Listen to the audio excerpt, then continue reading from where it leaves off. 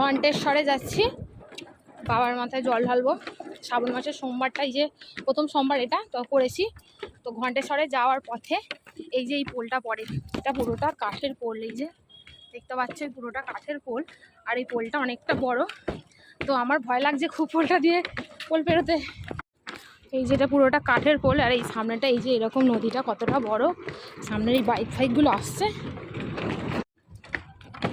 এই যে পোলটা দেখতে পাচ্ছ, এই যে এটা কি নদী ঠিক আমি জানি না, নদীটার নাম আমি জিজ্ঞাসা করছি। সামনে যে নদীটা, এটা ঘণ্টেশ্বর যাওয়ার পথে এই যে নদীটা পড়ছে।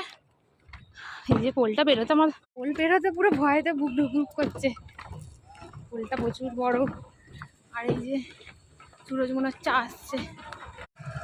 এই যে এই নদীটা পেরিয়ে এলাম, এটা কি নদী? এটা হচ্ছে মুন্ডেশ্বরী নদী। তো প্রচুর জল হয়ে গেছে নদীটায় আমরা যখন